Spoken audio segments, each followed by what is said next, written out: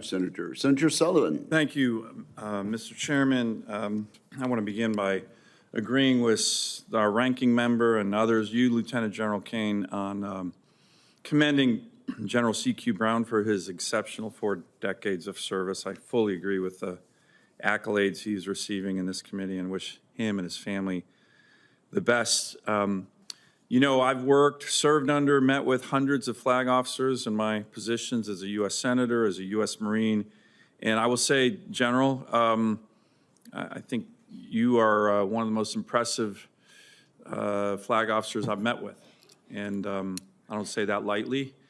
Like I said, I've met with hundreds. I think it's the combination of all the experiences, to Senator Duckworth's point, Guard, Reserve, private sector. I mean, you're bringing a lot in here, and I think that's going to be very, very important. I do want to touch on this topic that we're playing up a lot here on keeping politics out of our military. I couldn't agree more with that. I think it's really important.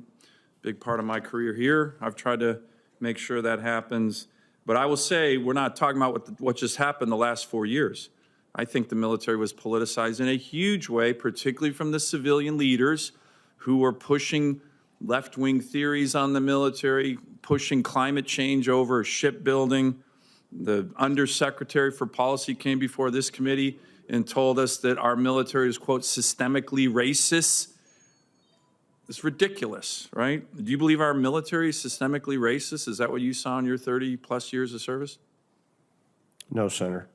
So do you agree, just to make 100% sure, with the Secretary of Defense's testimony when he came here, that our military professionals, uniformed professionals, need to remain apolitical and committed to our Constitution, identified not as Republicans or Democrats, but warriors and leaders? Is that your commitment?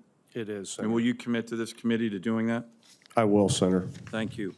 I'm not going to let this hearing go by without a famous quote from the father of the U.S. Air Force, Billy Mitchell, who was talking about a certain place in the world. He said, whoever controls this place controls the world. It is the most strategic place in the world.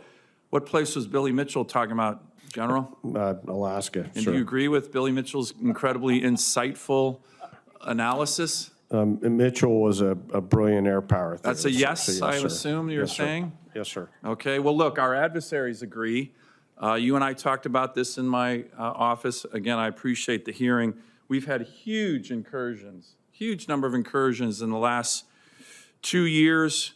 Russian, Chinese, joint Russian-Chinese strategic bomber task forces into our AIDAs, joint Russian-Chinese naval task forces into our EEZ up in Alaska. We are on the front lines of great power competition with regard to our adversaries.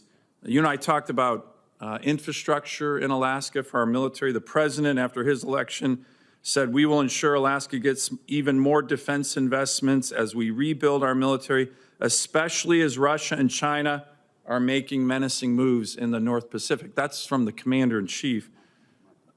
The Indo-PACOM commander, NORTHCOM commander recently said that this very vital naval base, former naval base in Adak, is a former sub base, air base, huge fuel depot, one of the biggest fuel depots for our Navy in the world. We have a Navy team there right now, this week, looking at reopening that. Can I get your commitment to work with this committee and me on infrastructure that can protect our northern flank? Because as the NORTHCOM commander recently testified, these incursions are only going to increase. Yes, sir. Let me talk about another issue. It doesn't come up a lot. You talked about urgent action, reform to go faster with greater efficiency. I think one of our unsung success stories in this regard is 8A contractors working with the Department of Defense. DoD can use these 8A contractors if they want. They don't have to, but they bring efficiency, speed, low-cost contracts and quality services. I saw a recent example of a integrated request from DoD to have a wheeled vehicle that can put a Harpoon anti-ship system on it. This 8A contractor got it designed in 2 weeks, got it produced in a month, or I'm sorry, inside of 12 months. They're already in Taiwan. They're going to produce 20 more in 18 months. The OEMs, big primes, if they tried to do that, would have taken them 10 years. Can you commit to me to continue to work with these small businesses that I think deliver readiness, efficiency, and modernization? I will, Senator. Thank you. Thank you. Mr. Chairman. Thank you, Senator Sullivan. Without objection, that chart will be Thank you, Mr. Chairman. copied and